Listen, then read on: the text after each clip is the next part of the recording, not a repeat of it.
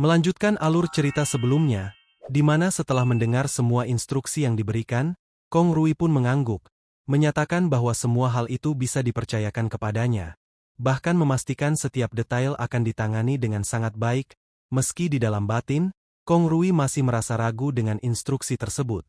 Namun melihat keraguan dari ekspresi Kong Rui, Yanmu pun dengan tenang meminta agar mempercayai penilaiannya, yang mana ia juga mengatakan, bahwa selama Kong Rui bekerja dengan sangat baik di bawah arahannya, ia berjanji dirinya tidak akan diperlakukan dengan buruk. Begitu urusan lokasi mana yang harus dikembangkan, dan lokasi mana yang harus didiamkan terlebih dahulu telah terselesaikan. Sesaat kemudian, Kong Rui mendadak teringat sesuatu, lalu dengan nada sedikit antusias ia pun memberitahukan kepada Yanmu, jika malam ini di Hotel Jinpeng, akan diadakan sebuah acara yang bernama Jamuan Investasi, yang mana kabarnya, jamuan tersebut akan menghadirkan banyak proyek yang menarik. Setelah memberitahukan hal tersebut, Kong Rui pun menawarkan diri untuk menemaninya, jika memang Yanmu merasa tertarik dengan acara jamuan itu.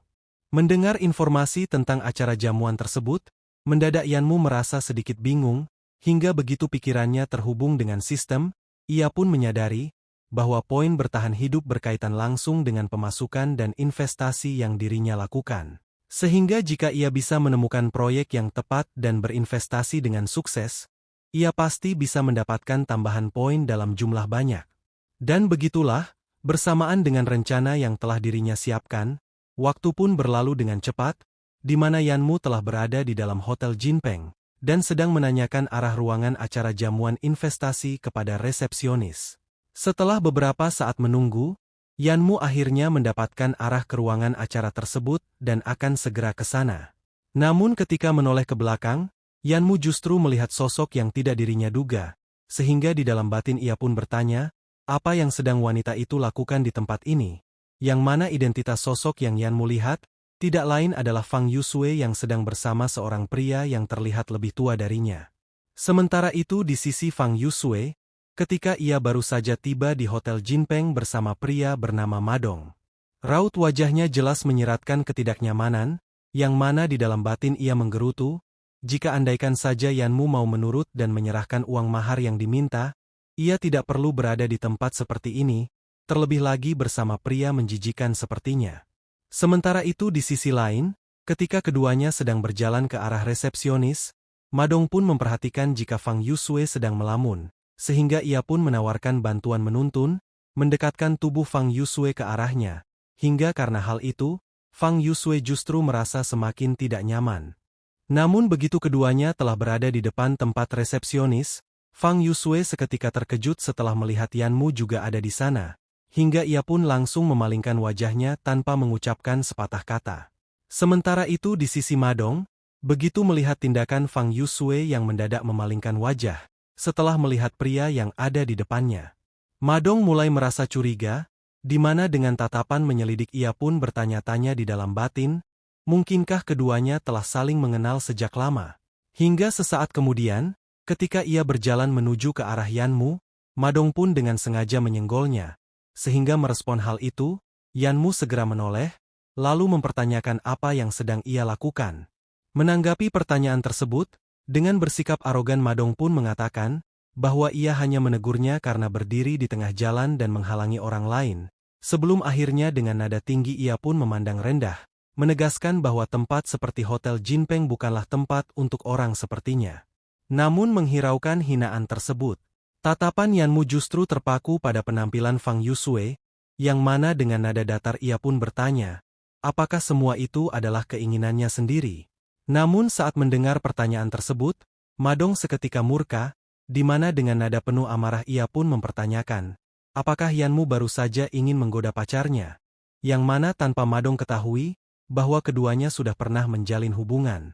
Setelah mengatakan hal itu, Madong pun kembali menambahkan, di mana dengan nada remeh ia pun menegaskan, bahwa ia memiliki tingkatan lebih tinggi darinya. Namun sekali lagi menghiraukan apa yang dikatakan Madong, Yanmu justru kembali menatap Fang Yusue dan bertanya, apa hubungan di antara mereka? Yang mana hal itu langsung dijawab dengan dingin, jika itu bukanlah urusannya lagi. Hingga setelah itu, Madong pun mengajak Fang Yusue segera meninggalkan tempat tersebut, yang mana ia bahkan masih sempat menertawakan dan menyindir Yanmu, bahwa dalam keadaan seperti dirinya, mustahil bisa mendapatkan wanita secantik Fang Yusue. Sementara itu di sisi Yanmu, bersamaan dengan melihat kepergian keduanya, ia sempat terdiam sejenak, di mana di dalam benak ia teringat sosok Fang Yusue di masa lalu, sosok gadis yang dulu ia anggap sederhana dan baik hati. Namun saat melihatnya di masa kini, bayangan tersebut seketika runtuh seolah hal itu tak pernah ada, yang mana dengan perasaan yang perlahan menjadi dingin ia menyadari, bahwa sejak awal dirinya mungkin yang telah salah menilai, dan pada akhirnya ia pun memilih untuk benar-benar melepaskan. Setelah memikirkan hal itu, Yanmu akhirnya menekankan kepada dirinya sendiri, bagaimanapun, hubungan mereka telah berakhir, dan apapun yang ia lakukan sekarang bukanlah urusannya. Singkat cerita, di mana tampak Yanmu telah sampai di depan ruang jamuan, dan sesaat kemudian, sistem pun muncul memberikan tugas baru, di mana malam ini, Yanmu harus berinvestasi dan menandatangani perjanjian bisnis. Setelah menyelesaikan tugas tersebut, Yanmu akan mendapatkan 10 poin bertahan hidup.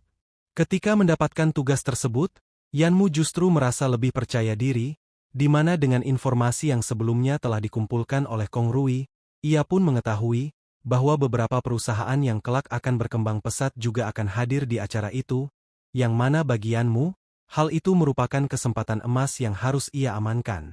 Namun saat hendak masuk ke lokasi acara, Yanmu langsung dihentikan oleh seorang penjaga, di mana ia pun menegur, mengatakan bahwa personel yang tidak berwenang tidak diperbolehkan masuk, yang mana dengan nada meremehkan penjaga itu juga bertanya, apakah ia tahu tempat apa yang ingin ia masuki?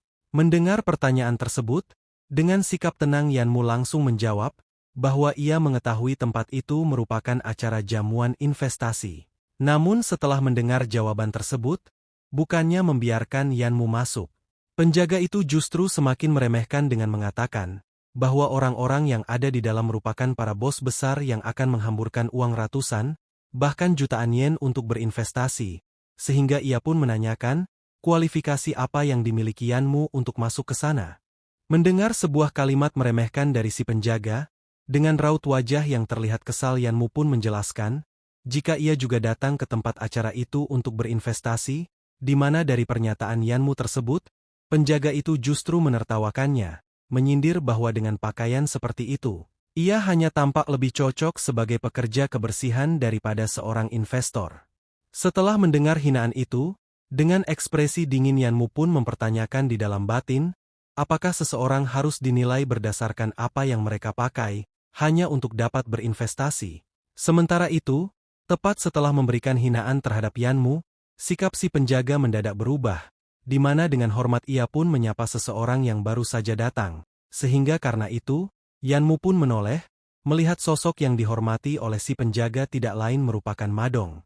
Sementara itu di sisi Madong, ketika sekali lagi melihat Yanmu ada di tempat yang mereka tuju, dengan tersenyum sinis ia langsung menyapa seolah bertemu teman lama, hingga sesaat kemudian ia pun menyindir, mengatakan bagaimana mungkin hanya dalam waktu singkat, Yanmu sudah mengikuti mereka sampai ke tempat ini, yang mana tidak hanya Madong, bahkan si penjaga ikut menimpali, di mana dengan nada meremehkan ia pun mengatakan, meski telah diperingatkan berkali-kali, Yanmu bersikeras dirinya datang, hanya untuk berinvestasi.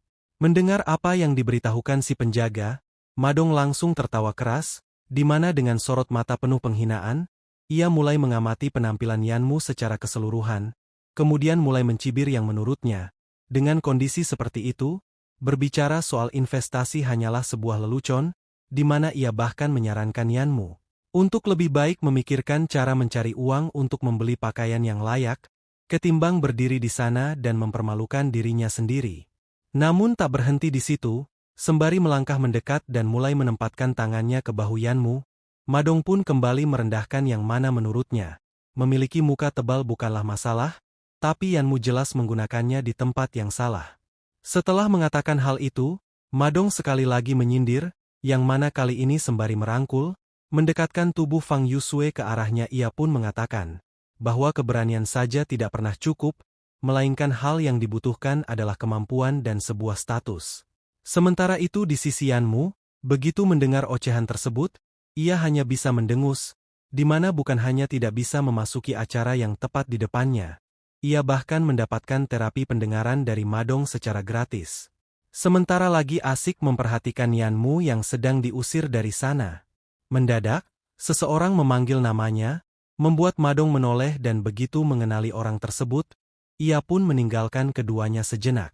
Beralih ke sisi Yanmu, begitu Madong meninggalkan mereka berdua, ia pun menatap Fang Yusue, di mana dengan sorot mata tajam dan nada suara yang terdengar dingin menanyakan, apakah semua yang ia lakukan sekarang semata-mata demi uang?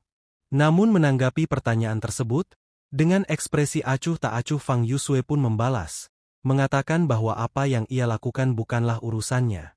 Yang mana karena jawaban tersebut, Yanmu sekali lagi bertanya, di mana dengan nada yang lebih dalam tercampur kekecewaan ia mempertanyakan, apakah semua ini sungguh sepadan, sampai harus mengorbankan harga dirinya demi sesuatu seperti itu? Ketika mendengar pertanyaan tersebut, Fang Yusue bukan hanya tidak menanggapinya, ia bahkan langsung membalikkan badan, yang mana karena itu, Yanmu seketika merasa kesal saat niat baiknya diabaikan oleh Fang Yusue. Sementara itu di sisi lain, di mana orang yang ditemui Madong ternyata adalah Kong Rui yang baru saja tiba.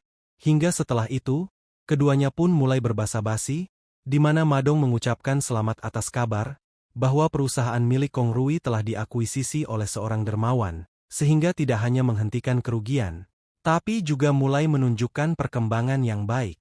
Menanggapi pernyataan tersebut, sambil mengangguk ringan Kong Rui pun mengakui, bahwa dirinya sedang beruntung, di mana sebelumnya, beban utang yang membuatnya hampir tidak bisa tidur, namun tak disangka, keadaan bisa berbalik menjadi perkembangan positif. Setelah mengatakan hal itu, Kong Rui pun berbalik menanyakan kondisi perusahaan milik Madong, yang mana langsung dijawab dengan menghela napas, sebelum akhirnya mengakui, bahwa perusahaan miliknya sedang tidak dalam kondisi baik. Setelah mengatakan hal itu, dengan memanfaatkan kedekatan di antara mereka, Madong pun mencoba meminta bantuan, berharap Kong Rui bersedia memperkenalkan sosok dermawan yang telah menyelamatkan perusahaannya.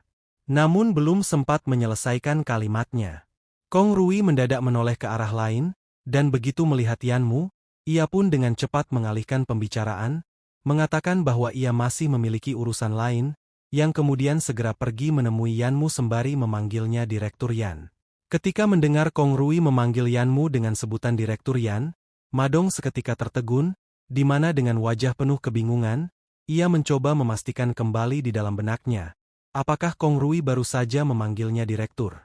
Namun merasa hal itu merupakan kesalahan, Madong segera mengejar Kong Rui, di mana dengan nada heran bercampur meremehkan, ia pun mempertanyakan kewarasan Kong Rui sampai memanggil seorang pemuda seperti Yanmu sebagai direktur.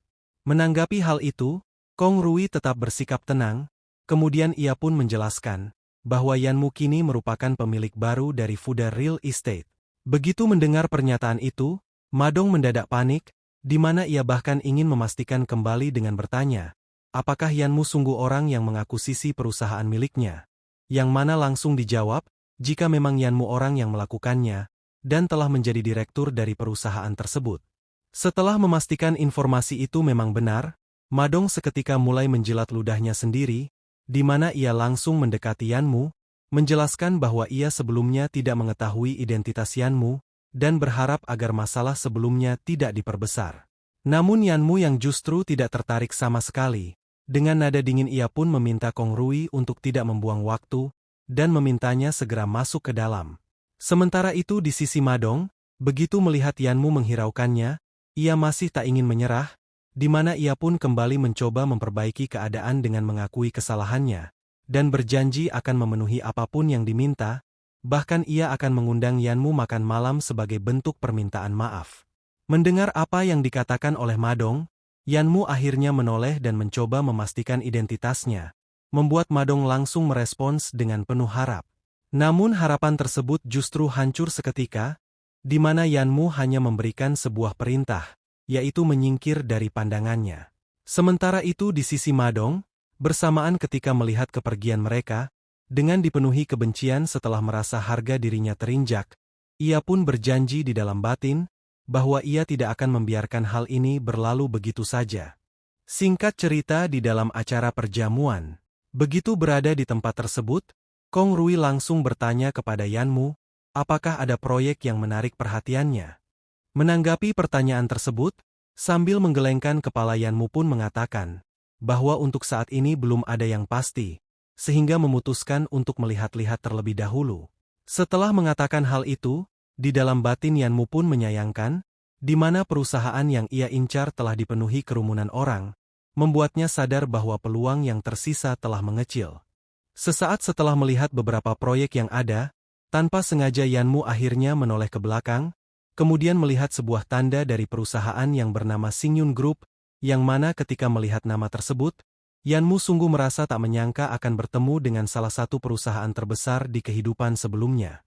Meski untuk saat ini, perusahaan itu masih kecil, bahkan hal yang mengejutkan saat ini, tidak ada seorang pun yang meliriknya. Namun belum sempat menyelesaikan perkataannya, seorang pria mendadak mendekati Yanmu, di mana dengan sikap sopan dan senyum profesional pria itu pun memperkenalkan diri, mengatakan bahwa ia berasal dari Singyun Group, perusahaan yang bergerak di bidang produk internet, khususnya pengembangan router nirkabel. Setelah mengatakan hal itu, ia pun mengulurkan sebuah kartu nama, berharap bisa membuka peluang kerjasama di antara mereka.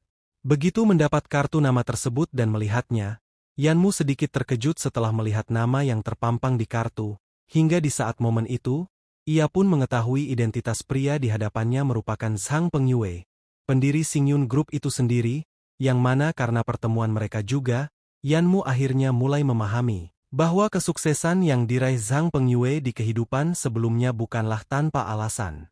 Sementara itu di sisi Kong Rui, setelah mendengar penjelasan Zhang Pengyue, dengan raut wajah sedikit ragu dan dengan nada hati-hati, Kong Rui pun menyampaikan bahwa perangkat seperti router selama ini didominasi oleh produk luar, sehingga ia pun mengingat Yanmu, jika pasar domestik mungkin belum cukup matang untuk berkembang, yang mana ucapan tersebut langsung mendapat dukungan dari orang di sekitar mereka, di mana salah satunya si pria berkacamata pun menambahkan bahwa teknologi seperti router masih terlalu maju untuk kondisi mereka saat ini, bahkan ada kemungkinan hal itu tidak bisa diterima dengan baik di dalam negeri. Setelah mengatakan hal itu, si pria berkacamata pun memberikan pendapatnya, yang mana jika Yanmu memang memiliki modal sebesar itu, akan lebih aman jika diinvestasikan di sektor perangkat keras komputer yang sudah jelas pasarnya. Sementara itu pria lainnya ikut menimpali, mengatakan bahwa biaya internet saat ini sudah cukup terjangkau, sehingga baginya, selama orang masih mampu membayar biaya akses internet, maka kebutuhan akan perangkat tambahan seperti router belum menjadi prioritas. Mendengar berbagai keraguan atas proyek yang ia jalankan, Zhang Pengyue tidak begitu saja mundur, dan justru terus melangkah maju dengan penuh keyakinan, mencoba meyakinkan para investor dengan mengatakan bahwa ia memahami keraguan mereka terhadap masa depan router. Namun menurutnya, saat ini hanyalah tahap awal dari era internet, di mana dalam beberapa tahun ke depan, teknologi jaringan nirkabel akan berkembang pesat dan mulai menguasai pasar. Setelah mengatakan hal itu, Zhang Pengyue melanjutkan dengan tatapan serius, menegaskan bahwa ketika saat itu tiba, router akan menjadi kebutuhan utama, sebuah produk yang tidak terpisahkan dari kehidupan sehari-hari. Begitu mendengar penjelasan tersebut, si pria berkacamata justru mencibir, di mana dengan nada meremehkan ia menyebut bahwa hanya orang bodoh yang ingin berinvestasi pada produk dengan prospek yang belum jelas. Yang mana pria di sebelahnya juga kembali menimpali dengan sindiran tajam, mempertanyakan bagaimana mungkin perusahaan kecil sepertinya bisa masuk ke dalam perjamuan. Kemudian ia juga mempertanyakan siapa yang membiarkannya masuk dengan kualifikasi seperti itu. Namun di tengah semua keraguan dan cibiran tersebut, Yanmu yang mengetahui kemampuan Zhang Pengyue bersama Singyun Group, ia akhirnya ikut berbicara, di mana dengan nada tenang namun tegas ia pun menyatakan bahwa dirinya akan menginvestasikan 15 juta ke proyek itu. Sehingga tidak hanya membuat banyak orang langsung menatap, tidak percaya dengan keputusan yang terdengar begitu mendadak, di mana Kong Rui bahkan tidak mampu menahan diri untuk mengingatkan dengan nada khawatir, agar Yanmu mempertimbangkan kembali keputusannya. Sementara itu di sisi Zhang Pengyue, ketika mendengar apa yang dikatakan oleh Yanmu, ia sendiri justru begitu tertegun, di mana dengan nada sedikit bergetar ia pun bertanya untuk memastikan kembali, apakah Yanmu sungguh akan berinvestasi dengan nilai 15 juta ke dalam proyeknya, yang mana langsung dijawab oleh Yanmu dengan mengangguk pelan. Sebelum akhirnya menegaskan bahwa ia memang sangat optimis terhadap masa depan dari Xingyun Group. Sementara keduanya masih berbincang tentang proyek tersebut ke depannya. Mendadak sebuah suara pun terdengar menghina pernyataan Yanmu sebelumnya, di mana asal suara itu ternyata berasal dari Madong, yang mana sambil menerobos kerumunan, ia juga berusaha mempengaruhi orang di tempat itu dengan mengatakan, agar mereka tidak dengan cepat mempercayai ucapan Yanmu, di mana karena menurutnya, pemuda itu hanya berbual dan tidak memiliki kemampuan apapun. Sehingga karena pernyataan tersebut, beberapa orang mulai saling bertukar pandang, di mana salah satu pria di dekatnya pun bertanya, apakah Madong mengenal pemuda itu? Begitu mendengar pertanyaan tersebut, Madong yang akhirnya berdiri di hadapan Yanmu, dengan nada penuh penghinaan ia pun mencibir, menertawakan kemungkinan bahwa dirinya mengenal Yanmu. Setelah mengatakan hal itu, Madong kembali melanjutkan dengan bersikap sombong, menegaskan bahwa orang sepertinya sama sekali tidak pantas untuk dikenal, apalagi dianggap setara dengannya. Sementara itu di sisi Kong Rui, begitu mendengar hinaan yang semakin keterlaluan, dengan nada ditekan namun masih berusaha menahan amarah, ia pun mengingatkan Madong, bahwa mereka masih berada dalam lingkup yang sama, sehingga ia tidak ingin memperkeruh suasana dengan kalimat yang terlalu kasar. Meski begitu, Kong Rui tetap menegaskan kepada Madong, agar ia menjaga ucapannya, dan tidak berbicara sembarang di tempat seperti ini. Namun mendengar pernyataan tersebut, bukannya meredakan tingkahnya, Madong justru tersenyum sinis seolah baru saja teringat sesuatu, di mana dengan suara cukup keras agar orang di sekitar ikut mendengar. Ia pun membuka sebuah tuduhan dengan mengatakan, bahwa semua orang tahu mereka berada di bawah naungan yang sama, hingga setelah itu, ia pun menuding Kong Rui yang terlilit utang sengaja menunda pembayaran gaji para pekerja. Namun tidak hanya itu saja, Madong bahkan menuduh Kong Rui berniat menggunakan anak perusahaan untuk mencairkan dana, lalu mengambil uang tersebut untuk dirinya sendiri sebelum meninggalkan Jiangcheng. Begitu mendengar tuduhan yang dilontarkan Madong terhadap Kong Rui, kerumunan di tempat tersebut langsung bergejolak, di mana dengan nada terkejut pria di sebelah pria yang berkacamata pun berbisik, mengatakan bahwa ia tidak menyangka akan ada hal seperti itu di balik layar, yang mana dengan mengaitkan Yanmu dan Kong Rui, ia pun juga menganggap sifat dari pemuda itu mungkin saja sama. Sementara itu di sisi Madong, begitu melihat suasana yang ia ciptakan semakin memanas, ia pun kembali melontarkan sindiran tajam, di mana dengan nada penuh penghinaan, menyuruh Kong Rui agar tidak menjadi anjing penjilat bagi orang seperti Yanmu, yang mana karena ucapan tersebut, Kong Rui langsung terprovokasi. Namun belum sempat ia membalas, Yanmu segera menahannya, di mana dengan bersikap tenang ia pun menatap Madong, mempertanyakan apakah ia begitu yakin, jika dirinya tidak memiliki 15 juta tersebut untuk diinvestasikan. Mendengar provokasi tersebut, Madong langsung membalas, di mana dengan wajah penuh amarah ia pun mengatakan, bahwa dirinya selalu percaya diri, terutama ketika berhadapan dengan orang seperti Yanmu, yang mana menurutnya, tidak memiliki apapun. Sementara itu di dalam batin, Madong justru merasa takut akan Yanmu yang sungguh memiliki uang tersebut. Hingga sesaat kemudian, Madong pun mencoba meyakinkan dirinya sendiri dengan berkata, bahwa ia tidak pernah mendengar adanya anak generasi kedua yang bernama Yanmu di Jiangcheng. Setelah mengatakan hal itu di dalam batin, ia pun melanjutkan dengan mengatakan, meski ia sungguh membeli Fuda Real Estate, setelah itu, ia pasti tidak akan memiliki uang yang tersisa. Sementara itu di sisi Yanmu, ia yang merasa muak terhadap Madong yang terus meremehkan dirinya, bahkan berani menuding Kong Rui dengan tuduhan itu, sehingga ia pun melangkah maju, di mana dengan nada tegas dan penuh tantangan ia langsung mengajukan sebuah taruhan, bahwa ia bisa membuktikan dengan langsung mentransfer 15 juta itu sekarang juga, yang mana taruhan tersebut langsung diterima Madong, di mana dengan nada penuh keyakinan ia pun menegaskan, bahwa Yanmu pasti sudah tidak memiliki uang sebanyak itu, sehingga taruhan mereka sudah jelas akan ia menangkan. Begitu mendengar Madong menerima taruhan yang ia tawarkan, Yanmu kemudian menyebutkan syaratnya, di mana jika Madong kalah, ia harus berlutut di hadapan semua orang, mengakui kesalahan, dan menampar dirinya sendiri sebanyak 3 kali.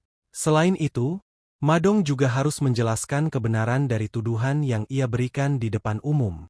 Sementara jika dirinya kalah, maka ia akan melakukan hal yang sama. Setelah mengatakan hal itu, Yanmu kembali memprovokasi, mempertanyakan apakah Madong berani menerima syarat tersebut ataukah tidak. Sementara itu di sisi Madong, setelah mendengar syarat yang telah Yanmu sebutkan, ia mendadak terdiam sejenak, yang mana di dalam batin ia sedang berpikir keras, jika Yanmu sungguh bisa melakukannya, maka reputasi dan kredibilitasnya akan menurun. Namun masih memikirkan jalan keluar ketika hal yang tak terduga terjadi, mendadak sebuah suara pun terdengar, menanyakan kepada Madong, apakah ia ingin merusak kesenangan semua orang yang sudah lama menunggu sebuah pertunjukan, di mana identitas dari suara itu merupakan seorang pria yang bernama Tang Ning, putra kedua dari keluarga Tang yang paling berpengaruh di Jiangcheng. Sementara itu di sisi Madong, begitu mendengar suara itu, ia pun segera menoleh, melihat sosok yang datang merupakan Tang Ning, dengan nada panik namun sopan ia pun bertanya, alasan apa yang membawa tuan muda keluarga Tang datang kemari? Sementara itu di sisi Yanmu, di mana ketika melihat sosok Tang Ning, ia pun berkata di dalam batin, bahwa dirinya teringat, jika orang itu merupakan sosok penting dari keluarga paling berpengaruh di kota Jiangcheng.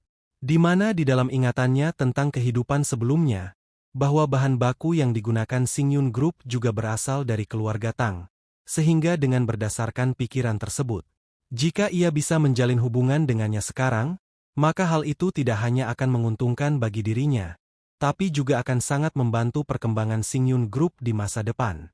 Beralih ke sisi Tang Ning, di mana ia yang telah berada di hadapan Madong, dengan sikap penuh wibawa ia pun meminta, agar semua orang tidak perlu mempedulikan dirinya, dan cukup melanjutkan apa yang sedang terjadi.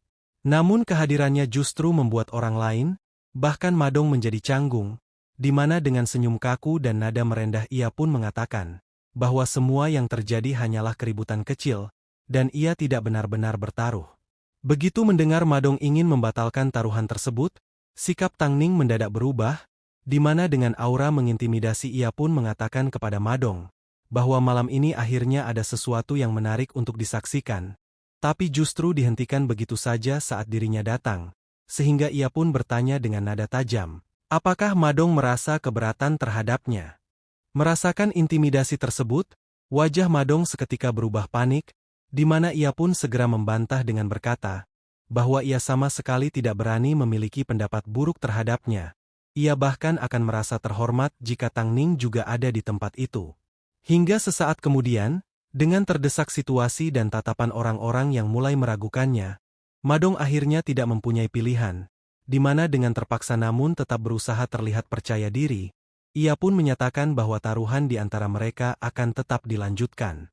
Begitu mendengar pernyataan tersebut, Kong Rui benar-benar tidak bisa menyembunyikan kegelisahannya, di mana dengan nada ragu ia pun mencoba membujuk Yanmu, agar dirinya berpikir ulang, khawatir jika keputusan yang ia ambil akan berakhir buruk. Namun menanggapi rasa kekhawatiran Kong Rui, sembari mencari kartu bank miliknya, Yanmu pun menegaskan, bahwa taruhan tersebut harus tetap dilanjutkan demi keadilan dan kebenaran.